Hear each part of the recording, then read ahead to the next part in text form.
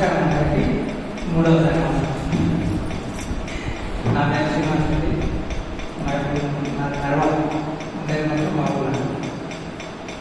నేను కూడా ధ్యానం 20 సంవత్సరాలు 2004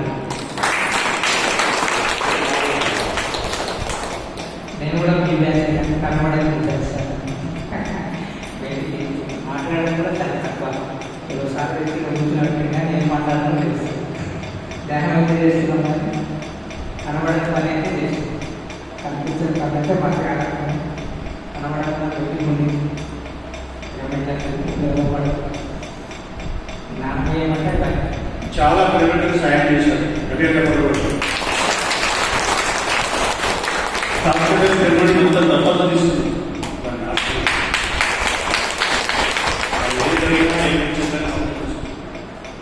చాలా ఉత్తంగా సాయం చేస్తారు. సాయం అంటే ఏదో ఉంటే చేయాలన్న సాయం కావాలన్నా అసలు ఉండడం అంటే ఉండడమే నేను జీవితం. మీరు అనుకుంటున్న ఏ కావాల్సిన జీవితంలో ఇప్పుడు ఏదైతే అవసరం ఉందో అది ఏది లేకుండా ధ్యానంలో వచ్చాను. ఫస్ట్ 40 కిలోమీటర్లకు నేను కూడా 10 రూపాయలు చెప్తే ఆలోచించవచ్చు. ఆ 10 రూపాయలకి ఇప్పటికీ నాకు గుర్తుంది. ఆ 10 రూపాయలకి ఎంగేజ్ నేను కూడా ధ్యానంలో 10 రూపాయలతో స్టార్ట్ అయ్యాను. ఆ 10ని ఒక్క రూపాయి ధ్యానం చేసి 10 గంటలు చేసి ఎక్కడ పిరమిడ్ కానీ ఏదైనా కనబడిన సాయం చేస్తూ దూరం అంటే మాట్లాడడం ఎక్కువ, ధ్యానం మాత్రం బాగా చేస్తాను. ధ్యానం ఎక్కువ మాట్లాడతాను. మధ్యలో ఎలా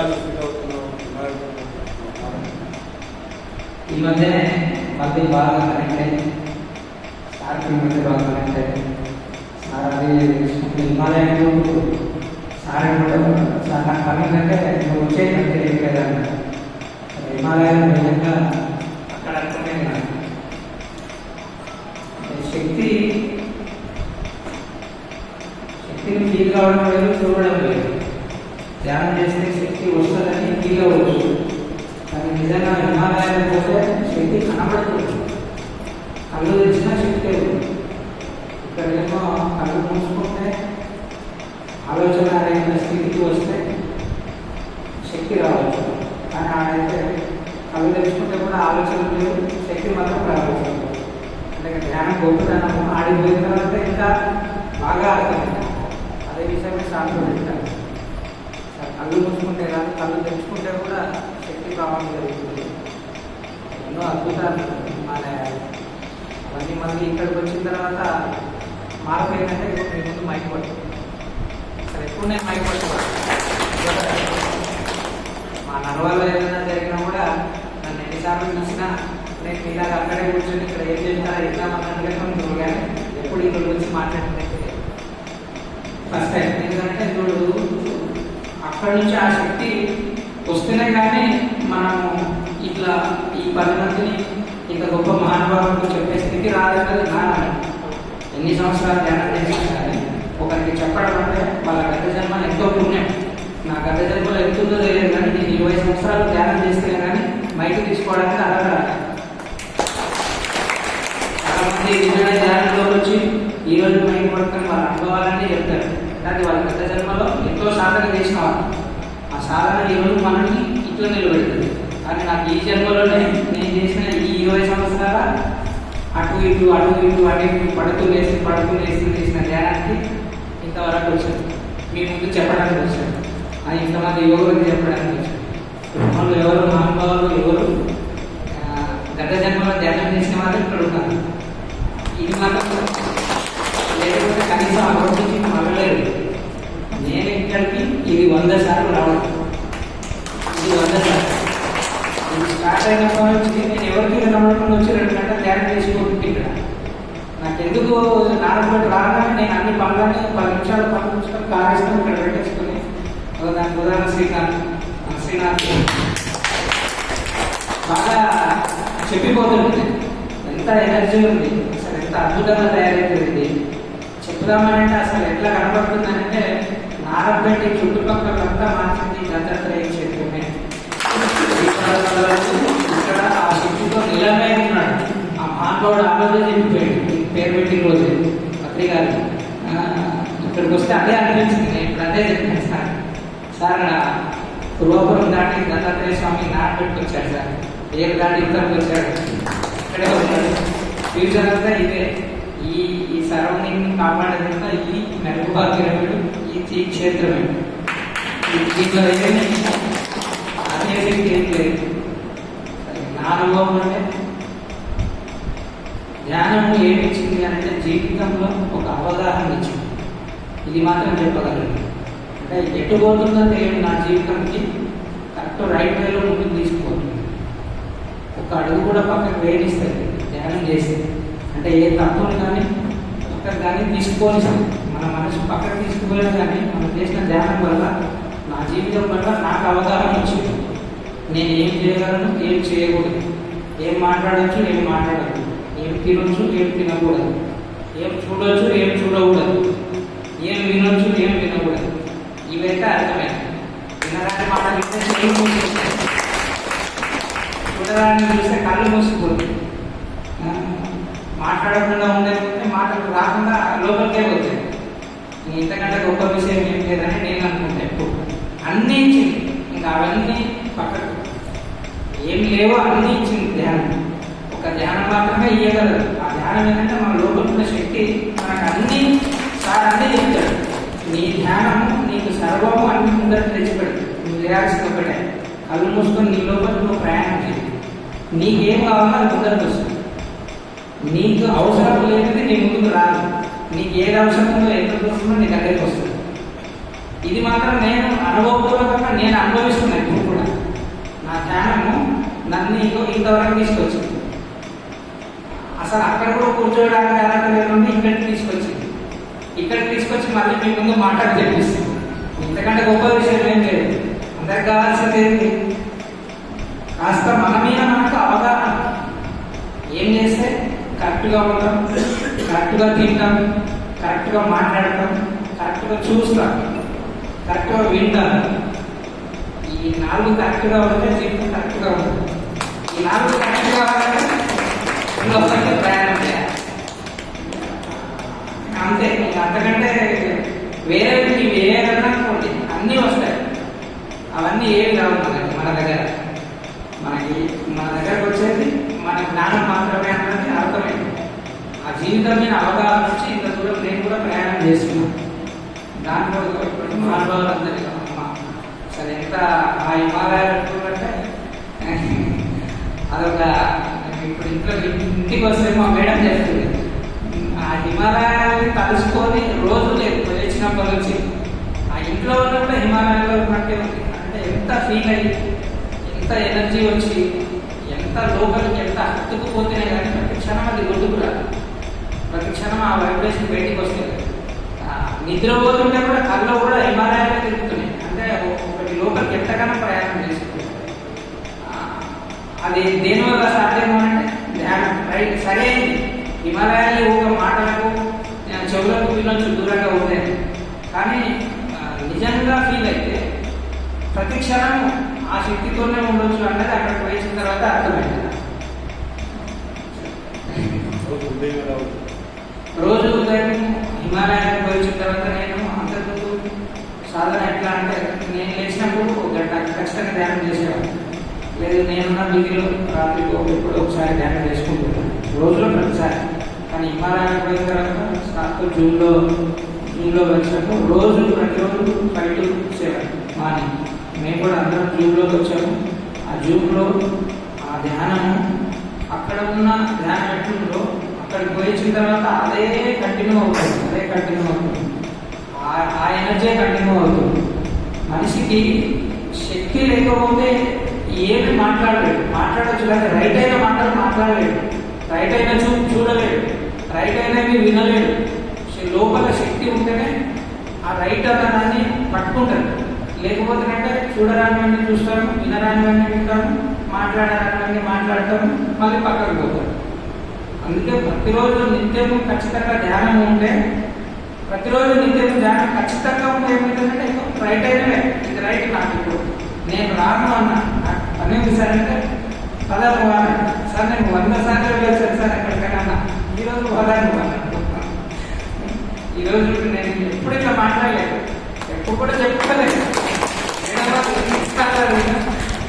ఎన్నిసార్లు ఫోన్ చేసినా మేడం వాళ్ళకి వచ్చి నమస్కారం పెట్టారు. మన తరఫు మీద ఇంత సాయం చేసి ఇంత మంచి భోజనం అంటే ఇస్తాం ఇక్కడ. ఎక్కడ ఉపయోగం ఇంత చక్కటి భోజనం చేసి మంచిగా ఫీల్ అయ్యి ఒక గుడ్ ఫీల్కి వచ్చి ఇది ఇంకా మంచిగా అభివృద్ధి చెందాలి. అందరికీ మనందరికీ ఇంతో పాటు ఎవరైతే ఇంట్లో ఉన్నారో వాళ్ళందరికీ ధ్యానం చేపట్టి ఖచ్చితంగా ఫ్యూచర్లో ధ్యానం లేకపోతే మనకి మాట్లాడే కష్టం అన్నది మనకు అర్థమైతే పోగొట్టి చెప్పదు. మనకు అర్థమైతే ఖచ్చితంగా నలుగురికి మంచిగా దీన్ని కాపాడుకుందాం, అందరం చేద్దాం. Thank you.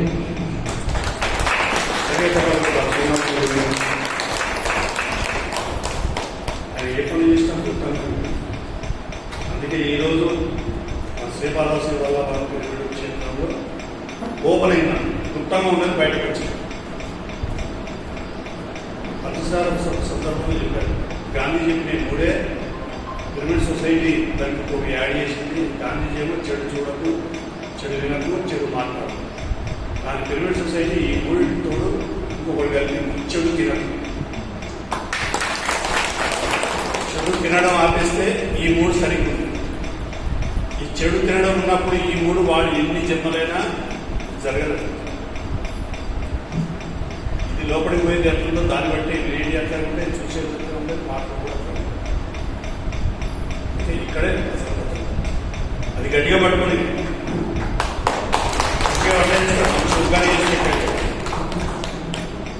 వాళ్ళు ఇంట్లో పోతే ఒక గార్డెన్లో పోయినట్టు అన్ని కూరగాయలు ఏం కదా అని అన్ని సపోర్ట్. సో అలాగే రాజలక్ష్మి మేడం గారు సీనియర్ పోస్ట్ మాస్టర్, గొప్ప సాధకురాలు. ఆవిడ యొక్క ఆధ్యాత్మిక ప్రయాణం గురించి ఆవిడ మాటల్లో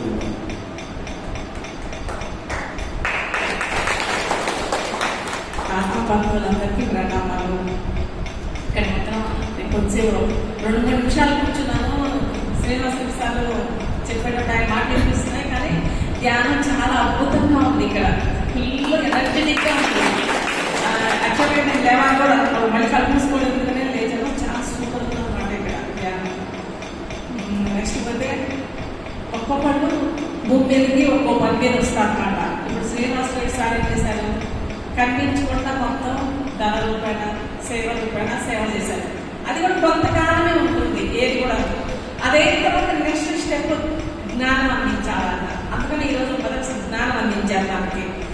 దామోదర్ రెడ్డి సారు 22 సంవత్సరాల క్రితం పిరమిడ్ సొసైటీలో వచ్చారు. ఎంతో సేవ చేశారు. పత్రిక సార్ పక్కన సెక్రటరీగా ఎంతో చాలా సేవ చేశారు. ఆయన చేసి ఏం చేశారు, లాస్ట్లో ఒక 4 సంవత్సరాలు 6 సంవత్సరాల ధ్యానం చేశారు అన్నమాట. గొప్పగా ధ్యానం చేశారు, అసలైన ధ్యానం చేశారు కొండల మీద ఎక్కి. అప్పటి నుంచి ఆయన ఏం చేశారు, జ్ఞానం ఫుల్ సంపాదించుకొని ఇంకా జ్ఞానం చెప్పడం స్టార్ట్ చేశారు అన్నమాట. ఆయన ఇంకా నేను కూడా కొంత సేవాత్మక జ్ఞానం మాట్లాడుతున్నాను. అందుకని దామోదర్ సార్ ఫస్ట్ గురువు అనమాట నాకు.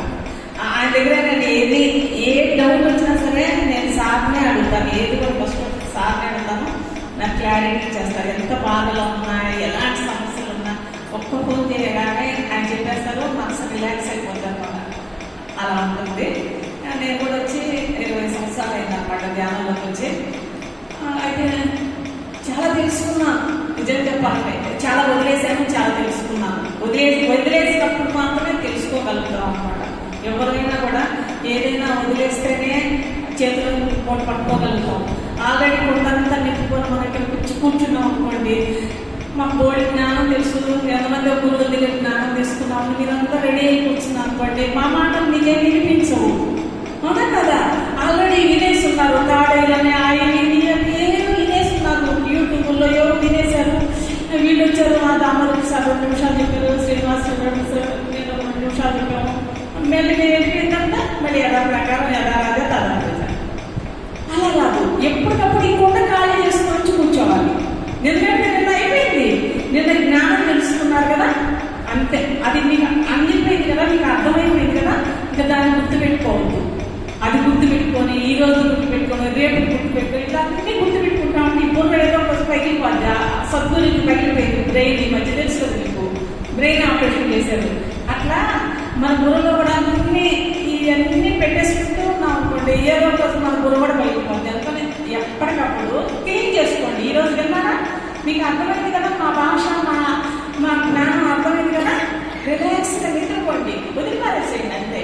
ఈరోజు చెప్పి మీరు వదిలేసేయండి. ఎందుకంటే ఆ జ్ఞానాన్ని లోపల లైవ్ అయిపోయింది.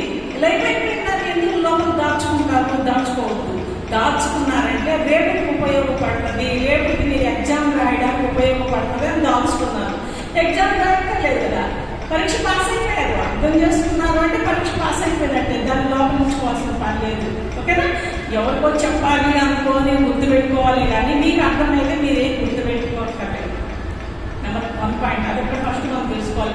ఆ గురువులు అలా చెప్పారు కదా, ఈ గురువులు ఇలా చెప్పారు కదా అని మనం అనుకోవద్దు. లేదండి, అన్నీ లేదండి. ఎప్పటికప్పుడు ఖాళీ. ఎంత ఖాళీగా ఉన్నామో అంత కూల్గా ఉంటుంది మైండ్. ఇప్పుడు మనం ఏం చేస్తామంటే ధ్యానం చేయాలన్నప్పుడు ఒక సమస్య ఉందనుకోండి, పోయి కళ్ళు మూసుకొని ధ్యానం చేద్దాము, ఆ సమస్య పరిష్కారం ఉంటుంది, లేకపోతే మనసు రిలాక్స్ అవుతుంది అనుకొని మోస్ట్లీ అందరం అలాగే కూర్చుంటాం. అవునా కదా? కొంచెం సమస్య వచ్చిందనుకోండి, కళ్ళు మూసుకొని కూర్చుందాం, ధ్యానంలో చక్కగా మనకు సొల్యూషన్ దొరుకుతాయి, లేకపోతే ప్రశాంతత ఏర్పడుతుంది. 100% రాంగ్. ధ్యానంలో కూర్చున్న సమస్య వచ్చినప్పుడు, బ్రెయిన్ డిస్టర్బెన్స్ వచ్చినప్పుడు ధ్యానంలో కూర్చున్నారా, ఇంకొంచెం నరాలు చిక్కిపోవడం తప్పిస్తే ఏం లేదు. ఇప్పుడు పిల్లలకి మీద కూర్చున్నారు అనుకోండి, 1 గంట కూర్చుంటే 3 గంటల ధ్యానం వస్తుంది కదా. 3 గంటలు దాని యొక్క శక్తి మనకి ఎక్కడ వస్తుందో, ఒక ప్రాబ్లంతో కళ్ళు మూసుకొని ధ్యానంలో కూర్చుంటే 3 ప్రాబ్లమ్స్ తయారవుతాయి. అర్థమైందా? మీరు అనుభవం తీసుకొని ఉంటారు. హార్ట్ దగ్గర టక్ కొట్టుకుంటుంటుంది, లోపల సముద్రం ఘోషణ ఇస్తూ ఉంటుంది. అందరూ అనుకుంటారు మాకు సొల్యూషన్ దొరికింది అంటారు. వద్దు. ప్రాబ్లం ఉన్నప్పుడు సినిమాలు చూడండి, డ్యాన్స్ వేసుకోండి, పాటలు పాడుకోండి, లేకపోతే ఎవరైనా బాగా తింటా అనుకున్నప్పుడు రూమ్లో పోయి బాగా తింటే వాడిని కొట్టండి. అంతేగాని ధ్యానంలో మాత్రం కూర్చోకండి.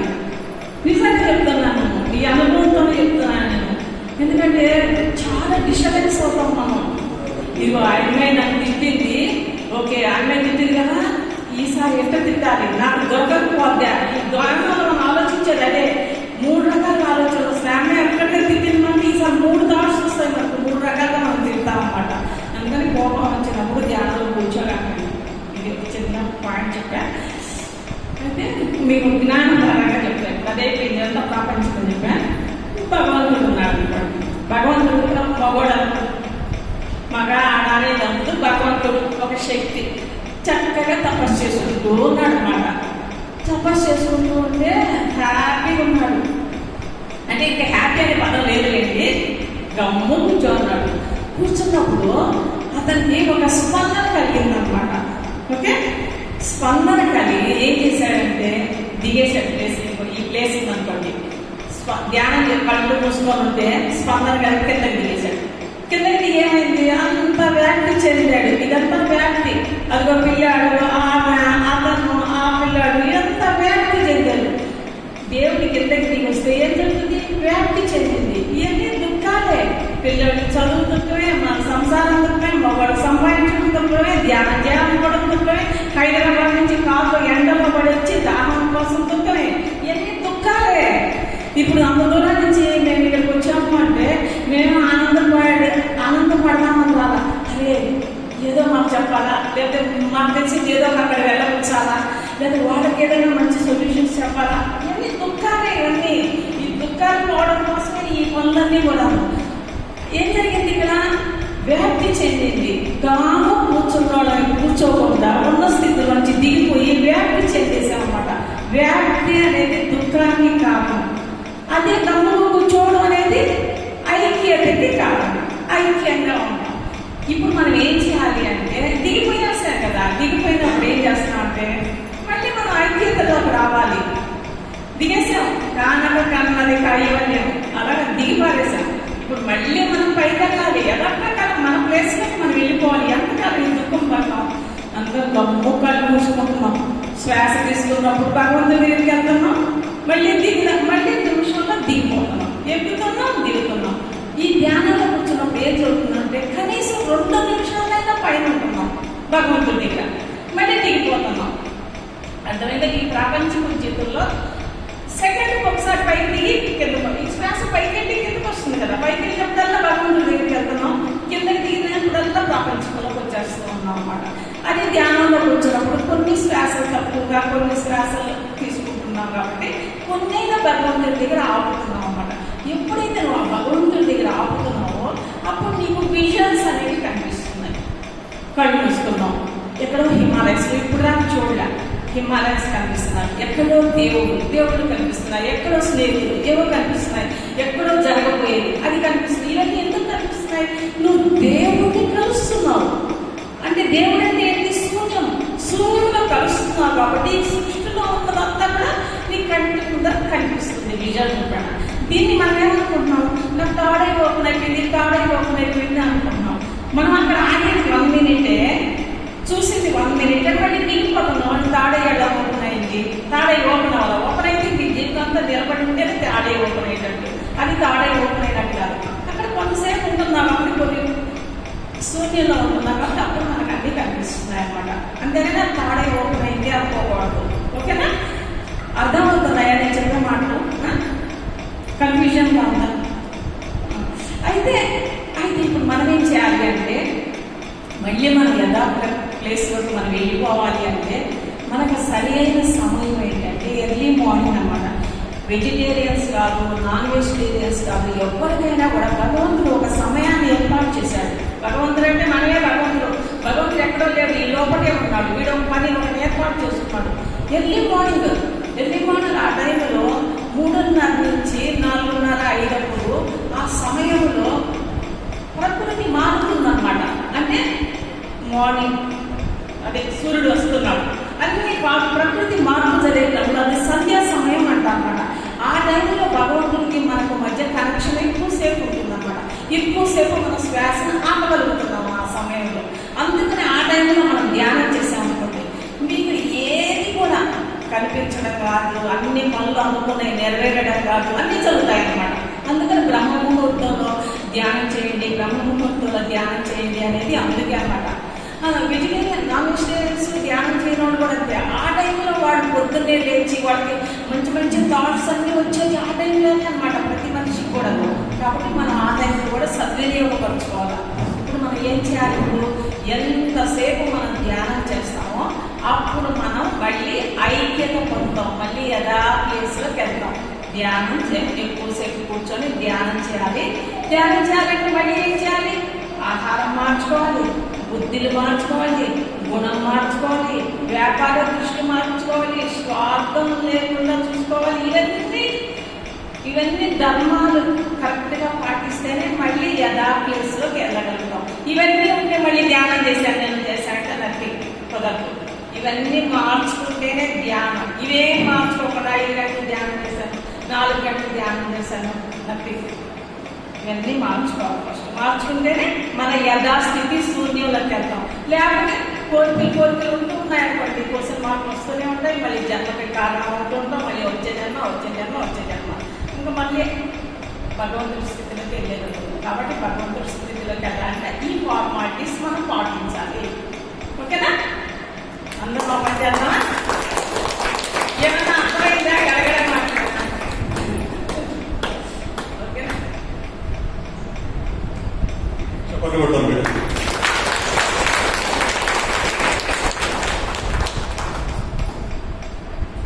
సరిత మేడం, పిరమిడ్కి ఏమేం కావాలో మొత్తం చెప్పండి. మీ రిక్వైర్మెంట్స్ ఈరోజు ఏ రిక్వైర్మెంట్ చెప్తారో అవే ఫుల్ఫిల్ అవుతుంది. చెప్పండి. మంచి భోజనశాల ఏమేమి కావాలో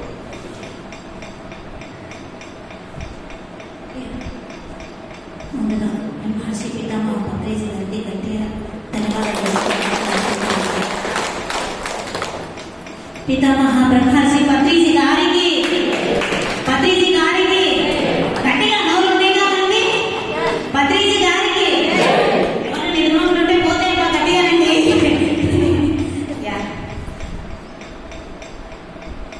ఇక్కడ మనకి ఎన్నో రోజుల నుంచి నేను అనుకుంటున్న విషయం నిత్యాన్నదానం చేయాలని ఒక సంకల్పం ఉంది. అది ముందుగా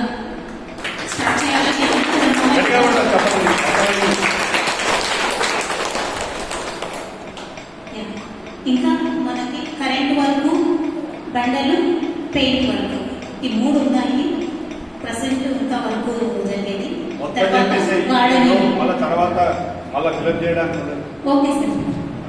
గార్డెనింగ్, ఇంకా మనకు డైనింగ్ హాల్ కొంచెం ముందరికి ఇక డైనింగ్ హాల్ కూడా కనెక్ట్ చేసుకోవాలనుకున్నాము. అది ఒకటి ఉంది సార్. కిచెన్ పైన ఒక రూమ్, చిన్న రూమ్ వేసుకోవాలని అనుకున్నాము. ఎందుకంటే రేపు పొద్దున పెద్ద మేము మా సంకల్పం ఏంటంటే ముందు నుంచి ఇక్కడ 3 రోజులు ధ్యాన మహాచక్రాలు జరపాలని ఉన్నది. సంవత్సరానికి ఒకసారి. అప్పుడు కొన్ని లక్షల మంది వస్తే మనకు వసతి ఉండదు కాబట్టి ఇంకొకటి గార్డెనింగ్ ఒకసారి చేసిన తర్వాత మళ్ళీ మనం ఈ సిమెంట్కి సంబంధించిన వలస ఏది కూడా పెట్టుకోకూడదు అని చెప్పి కిచెన్ పైన ఇంకొక చిన్నది 10x10 కానీ 11x11 కానీ ఒక చిన్న రూమ్ వేసుకోవాలని సార్. లేడీస్ వస్తే ఏమైనా కూడా అక్కడ ఉండొచ్చు అన్నట్లు మేము అలా ఆలోచన చేసాం సార్. ఇది మా ప్లానింగ్ సార్. అంటే మొత్తం ఫిలప్ చేశారా? నష్టపోయి నాలుగు వాళ్ళంతా ఉన్నాం కాబట్టి మన ముందు తెలుసు ఇక్కడ ప్లేస్ రోడ్ దాటిన తర్వాత ఉన్న ప్లేస్ గవర్నమెంట్ అని తెలుసు. ఆ ప్లేస్ కూడా ఎమ్మెల్యే గారిని అడిగి ఆ ప్లేస్ తీసుకొని అక్కడ చెట్లు పెంచుకోవాలని కూడా మనం అనుకున్నాం. అంటే దాని చుట్టూ ఉన్న పంచాయతీ మనమే కట్టుకోవాలి. ఇది కూడా ఉంది సార్.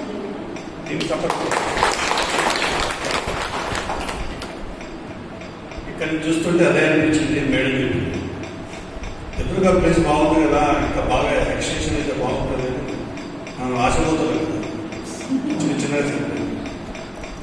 ఎందుకంటే ఇప్పుడు మేడం చెప్పారు ఇది కరెక్ట్. ఇది మామూలు శక్తి క్షేత్రం కాదు. మీరు మామూలుగా ఇది నారాయణపేట అని ఆ ఊరు పేరులోనే ఉంది. శ్రీవల్లభుడి కథ అంతా, దత్తాత్రేయుడి యొక్క కథ అంతా ఆ నారాయణపేట ఆ ఊరు పేరులోనే ఉంది మొత్తం. అందుకే దీనికి ఎలా పెట్టినా ఎందుకు పెట్టినా సరైన పేరు పెట్టారు, శ్రీవల్లభుడు. స్వయంగా తిరిగిన ప్లేసు, ఇక్కడ ఉన్న చాలా మంది అప్పుడు ఆయనతో ఉన్నారు.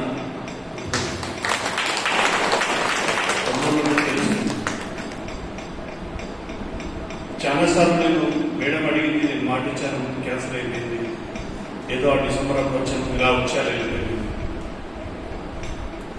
కానీ వస్తాను అనుకుంటే ఈరోజు ఇక్కడికి రావడం జరిగింది. కానీ అందుకే ఏది ఎప్పుడు జరగాలో ఒక స్థాయి తర్వాత ఒక ధ్యానం చేసే ఒక వ్యక్తి ఒక ఆత్మస్థితిలో మార్పు జరిగిన తర్వాత వాడు ఏ పని చేసినా లోక కళ్యాణం తిన్నమాట.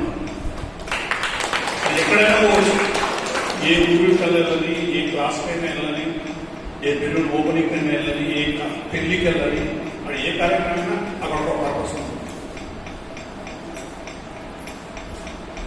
ఆ పర్పస్ లేనప్పుడు ఎంత పెద్ద కార్యక్రమైనా అది క్యాన్సిల్ అయిపోతుంది, పోవాలనిపించదు. చాలా మంది పిలుస్తుంటారు, సిటీలో దగ్గర కార్యక్రమం ఉండే ఏమి పెట్టారో అక్కడ దిగుతాం, కానీ అది గుర్తుగా సమయానికి అయితే సగం టైం అయిపోయినాక పెరగడం గుర్తు చేస్తారు. ఇవాళే కృష్ణమోహన్ ఇల్లు గోప్రవేశం కార్యక్రమం పెట్టి రావాల్సిందే అని గుర్తు చేశాడు, మాటించారు. కానీ నాకు అక్కడ పోవాలనిపించలేదు, నేను రావట్లేదు ఆయన అని చెప్పేసి. రావట్లేదు, నాకు పర్పస్ లేదు, నేను ఎందుకు వస్తాను నాకెంత. కానీ ఇక్కడ మీరు అవునన్నా కాదన్నా ఖచ్చితంగా ఈ రోజు నేను నారాయణపేట ఈ పిరమిడ్లో కాలు పెట్టవలసింది. ఆ నారాయణుడు నరుడు ప్లస్ నారాయణ, నరకత్వం నశిస్తే నారాయణుడు కంటే నువ్వు ఆత్మస్థితిలోకి వస్తావు, నువ్వు దైవత్వంలోకి వస్తావు. ఈ నారాయణుడు కంటే ఎక్కడుంది అంటే ఈ పేగులో ఉంది, పేగులో ఉన్న పేగులలో ఉంది కథ అంతా. మొత్తం ఆధ్యాత్మికత, రజోగుణం యొక్క కథ, శరీరం యొక్క కథ, బుద్ధి యొక్క కథ మొత్తం ఇక్కడ ఉంది. అందుకే శాంతి శాంతి శాంతి అని పంతులు ఇక్కడే మన పూజలో శాంతి వచనం చెప్తారు. అశాంతి ఇక్కడే, అలజడులు ఇక్కడే, ఆందోళన ఇక్కడే, భయాలు ఇక్కడే, మోహం ఇక్కడే, కోరికలు ఇక్కడే, అన్నిటికీ మూలకి. ఇది మారినంత వరకు ఎవడు ఆత్మస్థితికి రాలేడు, వాడు దైవత్వంలోకి రాలేడు. నరనరాలలో ఉన్న ఆ రజోగుణము తమోగుణానికి సంబంధించిన సమస్తము కరిగితే తప్ప వాడు నారాయణ తత్వంలోకి రాలేదు. సత్వగుణం కూడా కరగాలి. అందుకే ఈ దత్తాత్రేయుని యొక్క తత్వం అంతా 5 విధాలుగా పరిణామం చెందుతుంది. తమో, రజో, సాత్విక, శుద్ధ సాత్విక, నిర్గుణం. అందుకే 5 అవతారాలు ఈ దత్తాత్రేయునికి సంబంధించిన ఆ సంప్రదాయ 5 అవతారాలుగా అవతరణ జరిగింది. ఆ మొట్టమొదటి అవతరించిన ఆ దత్తాత్రేయ తత్వం యొక్క మనకు తెలిసిన మన తెలుగు రాష్ట్రాల్లో జన్మ తీసుకొని ఒక అపరూపమైన శక్తిగా మారిన ఒక అవతారం పేరే శ్రీపాద శ్రీవల్లభుడి కథ. ఇది గుణాలకు సంబంధించిన గుణాల వ్యవస్థలో మార్పు జరిగే ఒక రకమైన దైవత్వం వస్తుంది. నీ ఆత్మస్థితిలో మార్పులు వస్తే ఒక రకమైన దైవత్వం వస్తుంది. నీ శరీరానికి సంబంధించిన 7 శరీరాల్లో మార్పు జరిగితే ఒకలాంటి దైవత్వం వస్తుంది. దశావతారాలుగా పరిణామం చెందేటప్పుడు ఒక రకమైన దైవత్వం వస్తుంది. అంటే ఈ దైవత్వం అనేది అనేక రకాలుగా విస్తరించింది. శ్రీ అంటే పవిత్రత, పాద అంటే పాదాలు, పా అంటే పవిత్రత పారే తత్వము, దా అంటే దశమ ద్వారము, మూలాధారం, స్వాధిష్టానికి 2 దశమ ద్వారాలు. శ్రీపాద అంటే దశమ ద్వారము, వల్లభుడు అంటే స్వాధిష్టానికి. 2 స్త్రీలు ఏకమైన స్థితి అంటే ఈ మర్తబా కిందికి పైకి ఎక్కడ వస్తుంది అంటే ఈ తత్వంలోకి ఎవరైతే వస్తారో కింది నుంచి ఇలా ఆ పిరమిడ్ షేపులో ఆ పుష్పంలాగా పైకి వస్తుంది. మూలాధారం దగ్గర ఇలా ఉంటుంది, కింది నుంచి ఇలా వస్తుంది. ఈ 2 యొక్క కలయిక జరుగుతుంది. ఇలా దీన్నే మర్తబా పిరమిడ్. ఇది పైకి ఊడిపడ్డది కాదు, ఇది లోపల జరిగే కథ. మొత్తం పిరమిడ్ కథ అంతా మన ఫిజికల్ బాడీ సిస్టమ్ ప్రతి అణువు పిరమిడ్ లాగా మారుతుంది. గుర్తుపెట్టుకోండి. Every human body is the pyramid క్షేత్రం. గుర్తుపెట్టుకోండి. ప్రతి అణువు పిరమిడ్ గా మారుతుంది. అలా అందుకే ఆ పిరమిడ్ మీరు మర్కబాలు కట్టడము ఒక అంతరార్థం ఉంది. ఇది శ్రీపాద శ్రీవల్లభుడు పెట్టడానికి ఒక అంతరార్థం. అది నారాయణ పేరులో జరగాలి. అర్థమైందా చెప్పింది? నారాయణుడి యొక్క తత్వంలోకి ఎప్పుడు ఈ దండకం అంటుంది. ఈ దండకం ఊరికే మిడలో దండ ఊరికేస్తారంటుందా? ప్రతి ఒక్కడు దండేసుకుంటాడు. లోకంతా ముఖ్యం. దాని అర్థం ఏంటంటే ఈ దండకం ఏదైతుందో పువ్వులాగా విప్పుకుంటుంది మొత్తం కంప్లీట్ గా. పువ్వుకైతే విప్పుకొని సువాసన వెదజల్లుతుందో ఈ మెడ దగ్గర కనెక్టింగ్ ఉన్న ఈ జీర్ణకోశానికి సంబంధించిన ఈ సిస్టమ్ అంతా ఇలా విప్పుకుంటుంది. ఆ విప్పుకోవడం మొదలైన ఆ దశ మొత్తము గంధపూరితంగా మారడం మొదలవుతుంది. శరీరం మొత్తము గంధంగా మారుతుంది. ఘాటైన గంధపు వాసనలు వస్తాయి. దుర్గంధపూరితంగా ఉండి మన శ్వాస కానీ అది జడ రూపంలో కానీ జల రూపంలో వచ్చేదంతా మన బాత్రూమ్ చెప్తుంది. మన సాధన ఎలా ఉందో మన రోజు పోయే బాత్రూమే చెప్తుంది. అది దుర్గంధంగా ఉందా, సుగంధంగా ఉందా. కొత్తగా ధ్యానం చేసినప్పుడు మేడం కూడా నాకు ఫోన్ చేస్తూ, ఏ సార్ రోజుకు 5 సార్లు స్నానం చేసినా ఆ బట్టలైనా మురికి వాసన వస్తుంది అంటే శరీరంలో ఉన్న బాడీలో ఉన్న ప్రతి రంధ్రము నిచ్చుకుంటుంది. కొన్ని లక్షలాది రోగరంధ్రాలు ఉన్నాయి బాడీలో. అవన్నీ నిచ్చుకొని దాని ద్వారా ఆ చెడుకు సంబంధించిన ఆ మురికంతా బయటకు వస్తుంది. చంద్రబాబు నువ్వు ఎన్ని బకెట్లు నీళ్ళు వచ్చినా బాత్రూమ్ పంపు కొడుతుంది.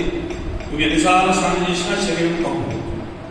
అంత బయటకు వస్తుంది. అంటే లోపల నుంచి ఆ వేడి పుట్టి లోపల నుంచి అనేక మార్గాలు, ఎన్ని రోమరంధ్రాలు శరీరంలో ఉన్న ఎన్ని మార్గాలు, అన్ని మార్గాల ద్వారా బయటకు పంపిస్తుంది. ఇది భౌతిక శరీరంలో జరిగే మార్గం.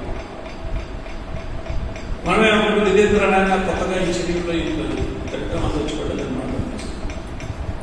మనం అది వచ్చి బయటకు వెళ్ళి సెంటు కొడతా, స్ప్రేలు కొడతా, సెంటు కొడతా, అదే ముడి. అందుకే లోపల మారనంత వరకు బయట కథ ఎందుకు మారదు అంటే ఎందుకు మారది. నీ నరనరాలను నరతత్వం పెట్టుకొని అడుగడుగున అది నింపుకొని నేను నారాయణుడి, నీ శరీరం కాదు ఆత్మ అంటే ఎట్లయిపోతావు?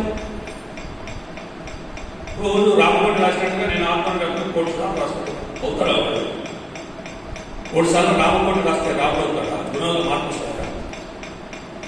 అది జరగదు. ఇక్కడ అదంతా ఇక్కడే ఉంది. మనిషి జీవితం బాగుండాలన్నా చెడిపోవాలన్నా, వాడు సరైన విధంగా దైవత్వంలోకి రావాలన్నా, వాడు దయ్యంలాగా జీవించాలన్నా ఇక్కడ మారాలి. ఇక్కడ మారాలంటే దీన్ని ఎక్కడి నుంచి మొదలవుతుంది? ఇక్కడి నుంచి. ఇది ఎంట్రీ పాయింట్. ఈ ఎంట్రీ పాయింటే సరిగ్గా లేదు. దీన్ని మార్చకుండా నువ్వు అదే మారుతుంది. ఫస్ట్ ఇది మారిస్తే లోపల వేసే చెత్త ఆపితే లోపల చెత్త తర్వాత బయటకు రావడం సెకండరీ. ఫస్ట్ అయితే చెత్త ఆపు. ఇక్కడ నీకు ఊపుతా ఉంటో అక్కడికి చెత్త వస్తుంది. నువ్వు ఆ డోర్ క్లోజ్ చేస్తే కదా రాకుండా అయిపోతుంది. ఫస్ట్ ఆ డోర్ క్లోజ్ చేయి, తర్వాత అప్పుడు ఊపు, అప్పుడు చెత్త రాకుండా నీళ్ళు ఉంటుంది. వచ్చేది వస్తూనే ఉంది. నేను ఊపుతా ఉంటే జీవితకాలం ఉంటే అదే కదా మనం చేసేది. నేను ధ్యానం చేస్తున్నానండి, మన మాసం లేదండి, కష్టమండి. చెత్త ఊపితే చెత్తేస్తే ఉపయోగం ఏమనుకుందా? ఏ ఉపయోగం లేదు. అది నివాసానికి పనికిరాదు. నిండా చెత్త ఉండే ఎట్లుంటుందో ఆ ఇంట్లో. దైవ నివాసం ఎట్లుంటుంది? ఇక్కడే కదా దైవ యొక్క నివాసం. అసలు దైవంతో కథంతో మరికొన్న కేంద్రం అయితే మొత్తం మాయ అక్కడే ఉంది, మోహం అక్కడే ఉంది, అన్నింటికి మూలం అక్కడే ఉంది, లక్ష్మీదేవి కథ అక్కడే ఉంది. అందుకే ఇది ఆషామాషి నారాయణ పేట కాదు. అత్యంత శక్తివంతమైన ఊర్లో జన్మ తీసుకున్నారు మీరు. ఆ స్థితికి సంబంధించిన కాబట్టి ఇక్కడ జన్మ తీసుకున్నారు. ఇలాంటి పిరమిడ్ కట్టుకున్నారు. ఎందుకు? ఆ పక్క కుర్వాపురం ఓకేనా? అది ఎన్నో అవంతరాలు దాంట్లో తప్ప దత్తాత్రేయ తత్వంలో ఆఖరులు సహస్రంలో గుణాలు మార్పేటప్పుడు తమో రజు సాత్విక 3 గుణాలు ఒక్కటైన తర్వాత ఆవిర్భావం జరిగేటప్పుడు గుణాలలో యొక్క మొత్తం సంపూర్ణమైన క్లైమాక్స్ దశనే దత్తాత్రేయుల యొక్క తత్వము. అది 5 విధాలుగా పరిగణిస్తుంది.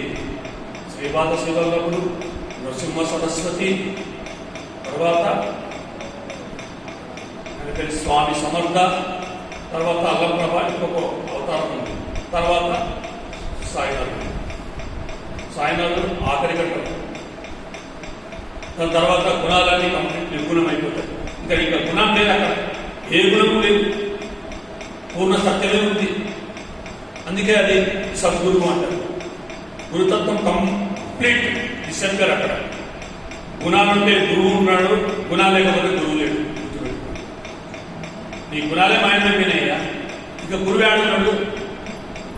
గురు ఎక్కడుంది? గుణాలు లేవంటే గురువు లేడు. గుణాలు మారిపోయాయి అంటే గురువు యొక్క కథ మారిపోయింది. ఆ గురువు సంపూర్ణ సత్యంతో ఉన్నాడు, సద్గురువు. ఎండింగ్. పిరమిడ్ సొసైటీ ఎందుకు గురువు లేడు అంటే ఎందుకు గురువు లేడు. అర్థమైందా? మొత్తం కథ అంతా పదే పదే చెప్తూనే ఉంటాను. నేను ఎన్ని రోజులు ధ్యానం చేశాను, అంత ధ్యానం చేశాను, ఇంత అది చెప్పకు. ఈ గుణాలలో ఏ మార్పు వచ్చింది ఇక్కడ చెప్తున్నాను. మొట్టమొదట గుణాలలో మార్పే ధ్యానం అంటే. గుణాలలో మార్పే నీ శరీరానికి, నీ మనస్సు, ఈ రెండింటికి రక్షణ కవచం వస్తుంది. అందుకే అది విఘ్నేశ్వర తత్వం అంతా గుణాల కథ. గుణాలే గణాలు అవుతాయి, ఆ గణాలే మహాగణాలుగా మారుతాయి. మొత్తం కథ ఈ గుణాల వ్యవస్థ చాలా కఠినమైన ప్రయాణం. ఇక నాకు ఆ లోపం అరే అవన్నీ వద్దునే లోకాల కథ ఎవరికైనా ఏం హాస్టల్ రావాలో ఇప్పుడు కనపడుతుంది. ఏమంటారు? ఇన్ని పుస్తకాలు రాస్తుంది, ఇన్ని పుస్తకాలు అనుభవాలు చెప్తుంది, కానీ విసరంగ గుణంలో మాట్లాడాలి. దేనికి కానీ తీసుకోవడం కదా. అంతర్ప్రపంచంలో మార్పు వస్తే ఎవరైనా భౌతిక జీవితంలో ఖచ్చితంగా మార్పు వస్తుంది. భౌతిక జీవితం సరి చేసుకుంటే ఆధ్యాత్మిక జీవితం ఉంది. భౌతిక జీవితాన్ని సరి చేయకుంటే ఆధ్యాత్మిక జీవితం దేనికోసం? నువ్వు వంట చేసావు, తినడానికి పనికిరాదు, దేనిగా వంట? పెంట మీద వేయడానికి. అవునా కాదా? వంట చేసావు, అది తినడానికి పనికిరాదా లేదా? గంటకు దినమంతా దాన్ని దృష్టి పెట్టావు, అది తినడానికే పనికిరాలేదు. అది పెంట అంటారు, వంట. నువ్వు ధ్యానం చేస్తున్నావు 20 ఏళ్ళు 25 ఏళ్ళు, నీ గుణాలు మార్పులు దేనికి? నువ్వు టైంపాస్ చేసావు నాయన. ఆధ్యాత్మిక ప్రయత్నం ధ్యానం పెరిగితే టైంపాస్ అయింది.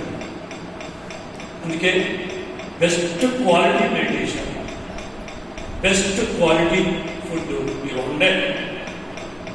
క్వాంటిటీ మెడిటేషన్ లేదు. There is no quantity. ఒక ఆయన క్వాంటిటీ మెడిటేషన్ గురించి చెప్పాడు. ఆ మనిషి పేరు చెప్పాలి. ఒక 10 ఏళ్ళు 15 12 ఏళ్ళ క్రితం అప్పుడు నాకు ధ్యానం లేదు కాదు. ఏదో కొద్దిగా సెక్రటరీగా ఉన్నాను, అలా జరుగుతూ ఉండేది. ఒక గంట బాత్రూంలో చూస్తున్నాను. ఒక వ్యక్తి చెప్పేవాడు మాకు క్లాస్లో, మైకి అని, నేను రోజు దినమంతా పనిచేస్తా, రాత్రి అంతా ధ్యానం చేస్తా. నేను ఆలోచించాను, అదే నేను ఒక గంట కూర్చున్నామో పౌర్ణంలో కంటే మాకేమో నిద్ర ముంచుకొస్తుంది. మహానుభావుడు ఆయన దండం పెట్టాడు. ఇలా జరుగుతూ ఉంది. ఈ స్టోరీ చెప్పేవాడు, అది జరుగుతూ ఉంది. నేను 2015 నుంచి తీవ్రంగా సాధన పెట్టిన తర్వాత సాధన ఎలా ఉన్నాడో నాకు అర్థం కావడం మొదలైంది. సరైన సాధన చేస్తే ఎలా మార్పు వస్తుంది, వాడు ఎలా ఉంటాడు, వాడి మాట తీరు ఎలా ఉంటుంది, వాడి భౌతిక జీవితంలో ఎలా నిలదొక్కుని ఉంటాడు, ఏ కష్టం బాధ వచ్చినా కూడా. వాడు ఇంకో సమస్య వచ్చింది. ఆ సమస్య రాగానే వాడు ధ్యానం ఆపేసాడు. ఏమో పలానోడు వస్తున్నాడు, కనబడుతున్నాడు, ఇంకెక్కడ సార్ వాడు ఎప్పుడు చెప్పాలి. అదే గుర్తుపెట్టుకోండి, ఒక వ్యక్తి ఎవరైనా సరే రాత్రంతా కానీ ఒక 40 రోజులు, నేను 4 సంవత్సరాలు కూడా 40 రోజులు రాత్రుల్లో నిద్రపోకుండా వాడు సాధనలు చేయగలిగితే వాడి శరీరాన్ని ముట్టుకోవడం మన వల్ల కాదు. కరెంట్ షాక్ కొట్టాడు కొడుతుంది అన్నమాట. అంత శక్తితో అంత సమాచారం. 40 days అనే ఊరికే నాకు తీసుకోవడం. ఐఎమ్ ఫాస్టింగ్ 40 days అన్నది పరిపూర్ణమైన దైవంతో సిద్ధించింది. గ్యారంటీ వస్తుంది, ఎవరికైనా వస్తుంది. నోటికి ఉపవాసము, పొట్టకు ఉపవాసము, మనసుకు ఉపవాసం. ఈ 3 కలిస్తేనే ఉపవాసం. అది చేసాడు ఆయన. చేసి చూడండి ఎవరైనా సరే. ఆలోచన లేని స్థితిలో, నిరాహార స్థితిలో, నిర్భాషణ స్థితిలో ఈ 3 ఒకటిగా చేసి కూర్చొని చెప్పండి నాకు 40 రోజులు ఎవరైనా సరే. మీ ఊహకంతది మార్పు. నేను ఇంటికి రావడానికి ఒక రోజు ముందు, మొన్న 3 రోజుల ముందు నాకు తెలియకుండా లోపల నుంచి ఆ రోజు ఫాస్టింగ్ ఉన్నామని.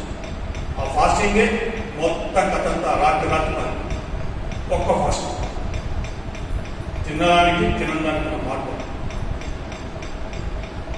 ఇక మొత్తం ఆ రోజు కొంత తెలిసిన ఈ నారాయణపేట కథ ఆ రోజు మొత్తం అర్థమైంది. అప్పుడు అర్థమైంది మీరు నారాయణపేట 2వ తారీఖు నేను ఎందుకు పెట్టుకున్నాను. ఆ రోజు మొత్తం నాకు అర్థమైంది. ఎందుకు మీరు శ్రీవాదవుడి పేరు ఎందుకు పెట్టుకున్నారు? మేడం చెప్పింది అక్షర సత్యం. అవునన్నా కాదన్నా, ఆయన యొక్క శక్తి ప్రకంపనలతో కూడుకున్న శక్తి క్షేత్రం ఇది. చుట్టుపక్కల అనుకూల ఖండోపఖండాలుగా వస్తాయి. శరీరము మనసు ఈ 2 ఎవరు సరిగేసుకోవాలన్నా, దానికి సంబంధించిన రుగ్మత నుంచి బయటపడాలన్నా one of the best place. అందుకే అదే కదా చెప్తున్నారు, ఆహారంలో మార్పు రాకుండా ఎప్పుడు ఏ మార్పు జరగదు. పుట్టి మాటలని ఎవరి ఆరోగ్యంగా మార్పు రావాలన్నా, శరీరం హాయిగా ఉండాలన్నా ఆహారం మార్పు తప్ప. నువ్వు డాక్టర్లు మారుస్తా, నేను మందులు మారుస్తా, నువ్వు 1000 జన్మలు మార్చినా నీ శరీరం పుట్టపడదు. రాష్ట్రం నిన్న లండన్ నుంచి ఒక ఆయన ఫోన్ చేసి, లండన్లో ఆడ ఒక డాక్టర్ వెళ్తే ఆ డాక్టర్ చెప్పాడు, చూడమ్మా, నేను ఏ మందులు ఇచ్చినా ఏ ట్రీట్మెంట్ చేసినా ఇదంతా గుస్సు. ఇగో ఇది సరి చేసుకుంటే 6 నియమాలు పాటిస్తే శరీరం బాగుంటుందని డాక్టర్ అని చెప్పిన పాట పాడుతూ ఒక డాక్టర్ లండన్లో.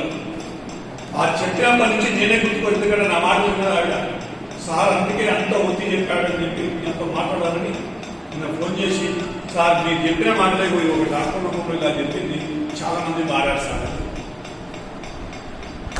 వాళ్ళు కాదు, మీరు డైరీలో రాసి పెట్టుకోండి. మొత్తం ప్రపంచం అంతా దీన్ని పాటిస్తుంది. ప్రపంచంలో సగం మంది ఉంటారా, 40% ఉంటారా, 60 ఉంటారా, 70 ఉంటారా నాకు తెలియదు. కానీ తీవ్రమైన జన నష్టం తీరుతుంది.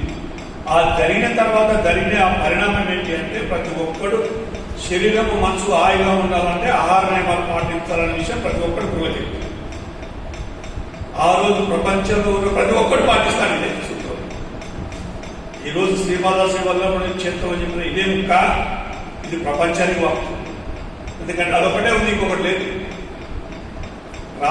జరగబోయేటి రాబోయే మార్పులు కానీ ఆ ప్రళయాలు కానీ, ప్రళయం అంటే ఇదే నిన్నే పేపర్లు వచ్చి రకరకాలుగా రాబోతున్నాయి. పని కొత్త రోగాలు, వాటికి పరిష్కారం ఒకటే, ఇది సరి చేసుకోవాలా.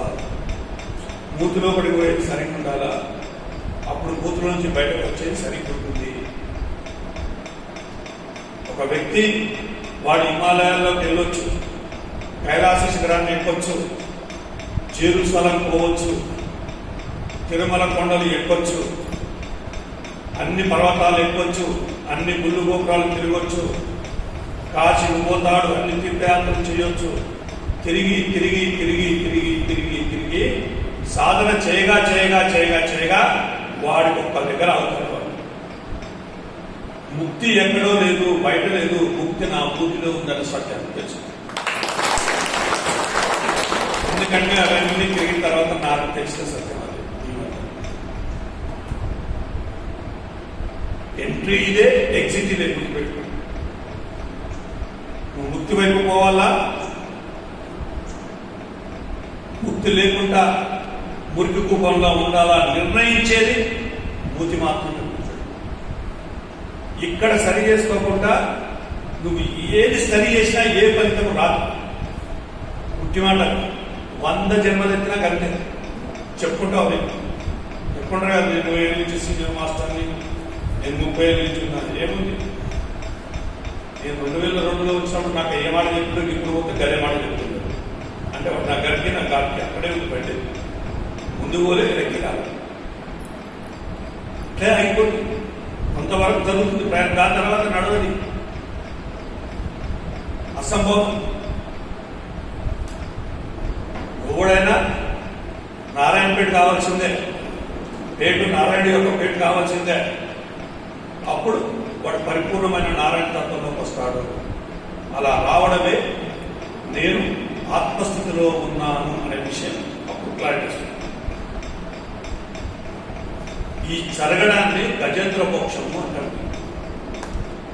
2016లో గజేంద్ర మోక్షానికి సంబంధించి నాకు అనుభవం జరిగింది. కానీ అది పరిపూర్ణంగా అవడానికి నారాయణ పేరు నారాయణ తత్వంలోకి వచ్చేంత వరకు అది పూర్ణం కాదు. అప్పటి వరకు ఆ మొసలి ఉంటూనే ఉంటుంది. మొసలి అంటే మోహము, ఆ మోహానికి బలము సరికాని కోరికలు. గజము అంటే ఏనుగు, ఏనుగు అంటే ఆత్మ. అంటే అలాంటిది ఆత్మ. ఏనుగు లాంటి ఆత్మని ఒక మొసలి బంధించింది. తను విష్ణుని వేడుకుంది. విష్ణు చక్రము, ఆజ్ఞా చక్రము విశుద్ధం సిద్ధమైతే అప్పుడు విష్ణువు మహావిష్ణువుగా మారుతాడు. ఈ మహాచక్రంగా మారుతుంది. 6 చక్రాలు ఒకటి కావడమే మహాచక్రంగా మారుతుంది. అప్పుడు విడిపడుతుంది ఆ మొసలి పట్టు. ఈ మొసలి పట్టుకు, ఈ మొసలి యొక్క గొప్పతనం ఏంటంటే అది నీళ్ళల్లో ఉంటుంది, దానికి బలం ఎక్కువ. నీళ్ళ లేకపోతే మొసలి ఏం చేయలేదు. మరి ఎందుకు కాదు, కేంద్రా నీళ్ళల్లో ఆ రోజు నాకు ఎవరు ఒక సాధనలో తీవ్రత ఉన్నప్పుడు ఏ రోజు ఏం మార్పు జరుగుతుందో మనకు ముందే కొన్ని సమాచారాలు అందుతాయి. అది జరిగిన రోజున 18 గంటల ధ్యానం జరిగిన చేస్తూ ఉన్నాను. ఎంతోమంది మనకు తెలిసిన వాళ్ళు రకరకాల పెద్ద గురువులు అందరూ వచ్చి వస్తున్నారు, ఉంటున్నారు, ఒక శక్తిపాతం చేస్తున్నారు, పోతున్నారు. ఆ మార్పు జరగట్లేదు. పొద్దున కూర్చున్నాను, ఒళ్ళు గుణమైపోయింది, మధ్యాహ్నం వచ్చింది, మళ్ళీ కూర్చున్నా, ఏం జరగట్లేదు. ఒళ్ళు గుణమైపోయింది, 18 గంటలు జరిగింది. హైదరాబాద్ చూసాను. ఎండింగ్ టైంలో పత్రిక వచ్చారు. అందరిగా శివుడు వాళ్ళు ఇల్లయా మల్లయా పుల్లయా అందరి కథ అయిపోయింది. లాస్ట్ అక్కడ ఆయన వచ్చారు. ఆయన శక్తి ప్రభావం చేసి జరగలేదు. ఏం మార్పు జరగట్లేదు. అప్పుడు దామోదర్ చూసావా, ఇది మేము ఎవడం చేస్తే జరిగేది కాదు, ఇది నువ్వే చేసుకోవాల్సిందే. నీ ఆత్మశక్తి ద్వారా మాత్రమే నువ్వు అది పొందగలుగుతావు అని ఆయన కూడా తీసుకెళ్ళారు. అప్పుడు పొద్దున నాకు అర్థమైంది. నైటంతా దృష్టి పెడితే సరికాని కోరికలు నీళ్లు ఇంద్రియాలు ఎప్పుడు బలం వస్తుందంటే ఎంత కోరికలు ఎక్కువగా ఉంటే సరికాని కోరికలు ఇంద్రియాలు అంత బలంగా ఉంటాయి. ఇంద్రియాలు ఎంత బలంగా ఉంటే ఆత్మ అంత బలహీనమవుతుంది.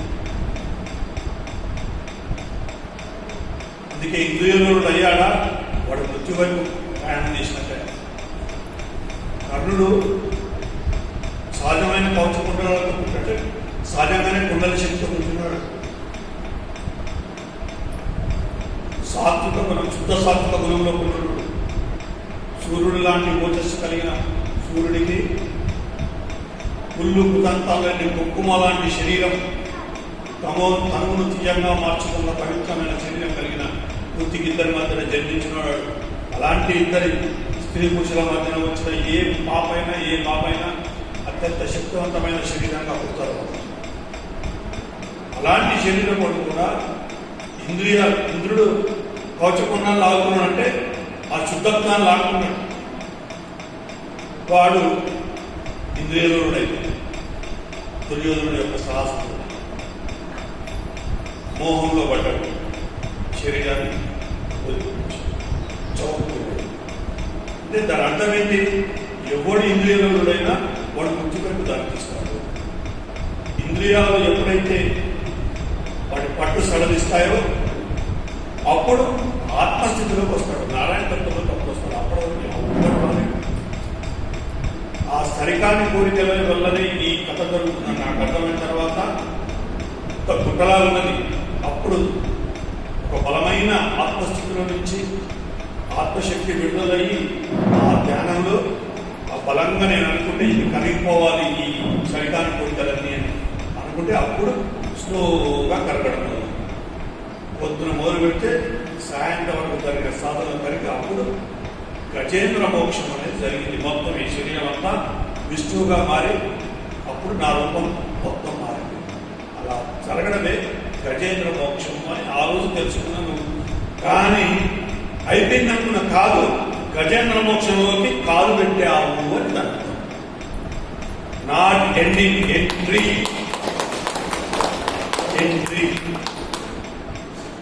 అప్పటి నుంచి ఇగో ఈ గుణాల్లో మార్పు రావడం, తర్వాత గుణాల వ్యవస్థ మీద నేను ఒక 20 ఎపిసోడ్ చెప్పింటాను. ఓన్లీ గుణాలు ఎలా పరిగణిస్తాను, గుణాలకు శివతత్వానికి ఉన్న సంబంధం, ఈ గుణాలకు వినాయకుడికి ఉన్న సంబంధం. వినాయకుడి యొక్క కథంతా గుణాల కథనే. గుణాలే గణాలు అవుతాయి. ఆ ఘనమైన గుణాలకు నువ్వు అధిపతి అవుతావు. నీ మనసు ఆధిపత్యం వహిస్తుంది. ఆత్మస్థితిలో వస్తావు.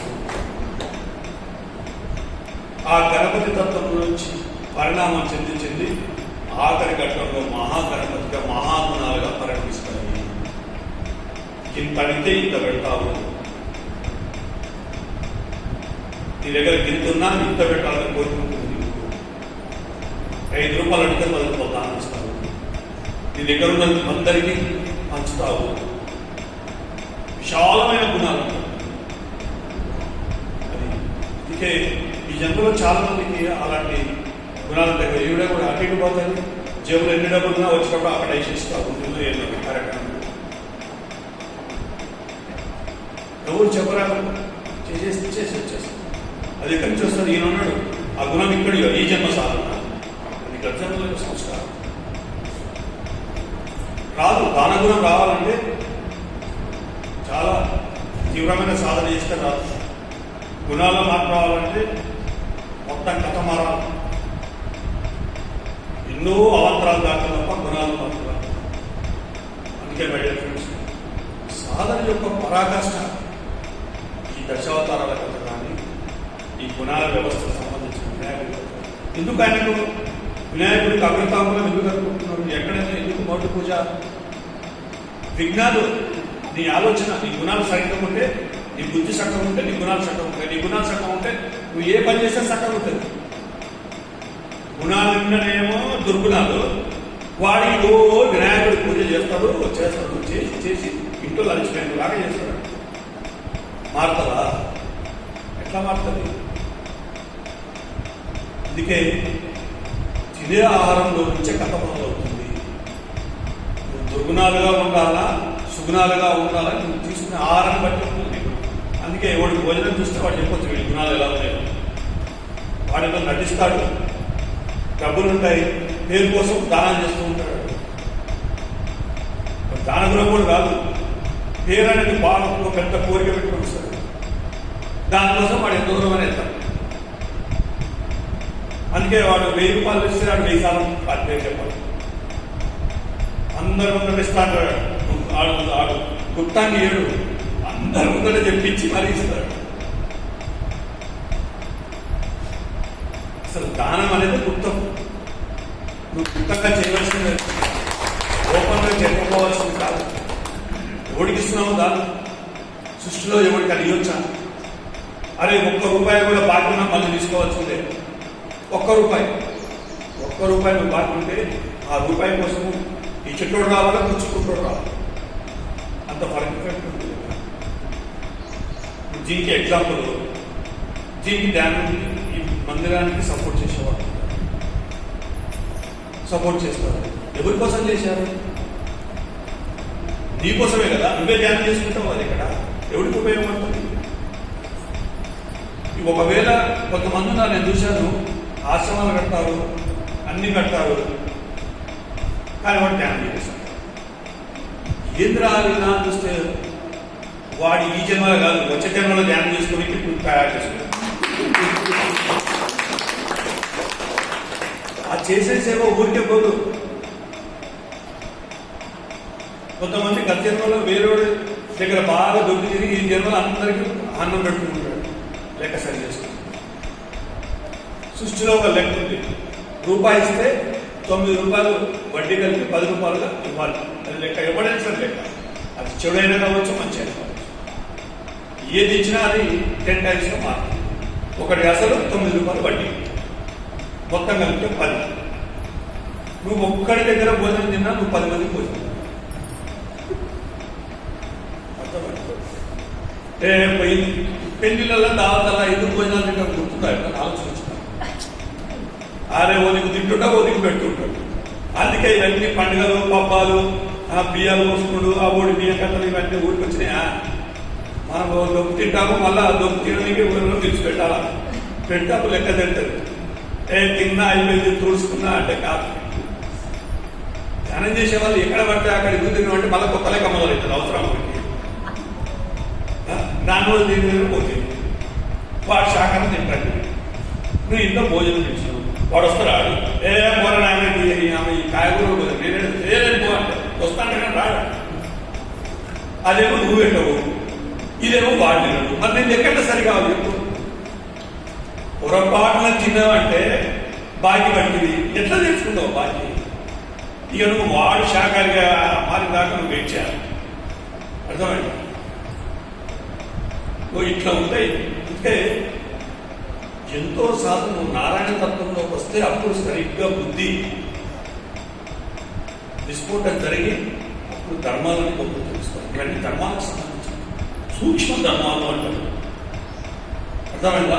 సూక్ష్మమైన ధర్మాలు ఊరికే లేవు. ఈ పెళ్ళిళ్ళు, పేరంటాలు, వీటన్నిటి వెనకాల ఇది లెక్కల కథనే. కోటీశ్వరుడు ఉంటాడు, నువ్వు గుడి పేరు చెప్పు, వాడు 1,00,000 రూపాయలు ఇస్తాడు. నువ్వు ధ్యానం పేరు చెప్పు, వాడు 1000 రూపాయలు ఇచ్చి 1000 మాటలు తగ్గిస్తాడు. ఎందుకు? వాడి ఇక్కడ బాధ్యత లేదు. ఆ 1000 మాటలు ఎందుకు చదువుతున్నాడు? ఆ ఫలం తగ్గలేదానికి. ఆ ఫలాన్ని వాడు పట్టుకోడు. వాడి ఫలం అవసరం లేదు, వాడు పడేసుకుంటాడు. 1000 మాటలు చెప్తే ఆ ఫలం పోయి ఇస్తాడు, కానీ ఆ ఫలం పట్టుకోడు. మనం ధ్యానం చేస్తాం తక్కువ కదా, 4 రోజులు ధ్యానం చేస్తారు.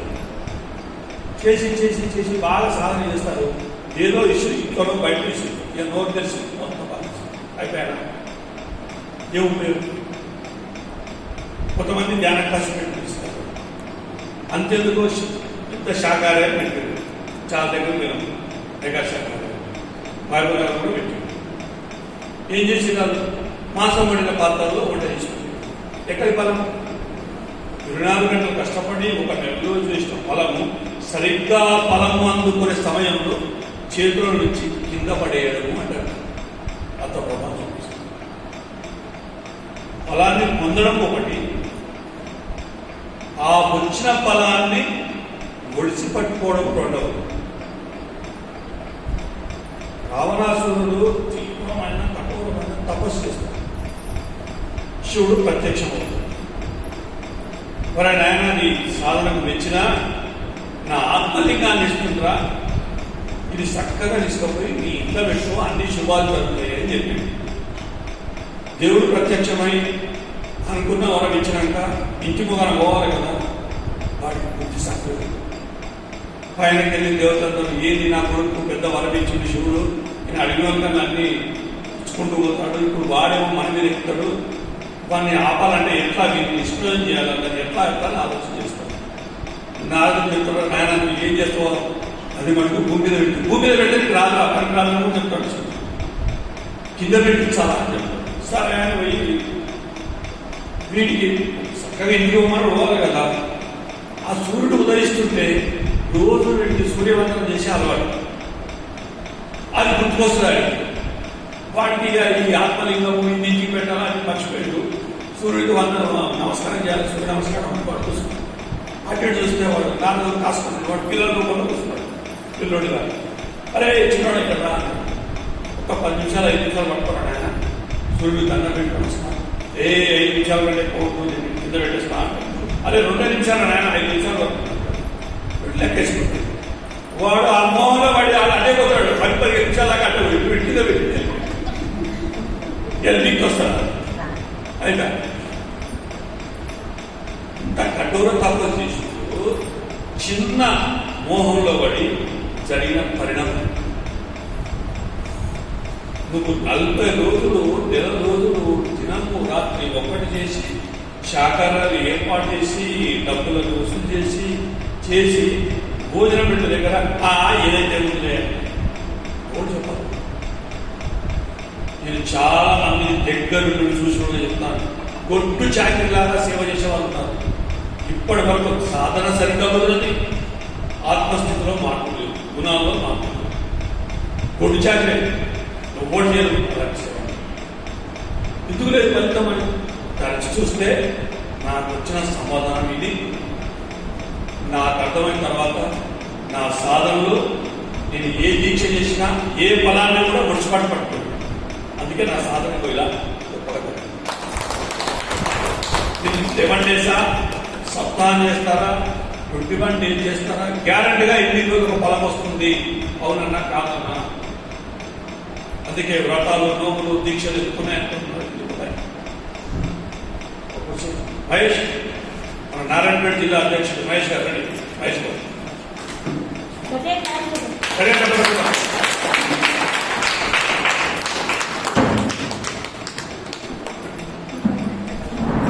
ఇట్లా మహేష్ ఇట్లా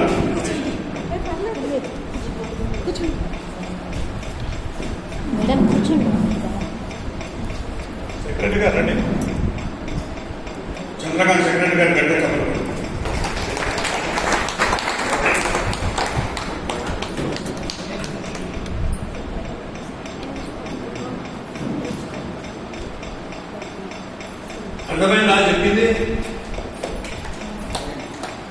లేదు. చేసే పని చేయడం కాదు, వ్రతం చేయడం. అదే సత్యాన్వతం చేస్తారు, అదే ఫలితం ఉండదు. ఎవరు చెప్పారు? అదే పరిపూర్ణమది. మీకు దాని అంతరార్థం తెలిస్తే ఊరికే కాదు, పూర్ణ సత్యంలోకి వస్తే నీ పేటు నారాయణపేట అయితే అప్పుడు కదా తెలిసేది. అది ఆ పేటలోకే పోలేదు. నారాయణపేట ఉన్నా అంటే ఏ ఊరికే రోజు నారాయణపేట అని భజన చేస్తే కాదు, రోజు సాధన చేస్తే నీ పేటు నారాయణ తత్వం అప్పుడు కదా పూర్ణ సత్య దర్శనం జరిగింది. వీర వెంకట సత్యనారాయణ అని ఒక దేవ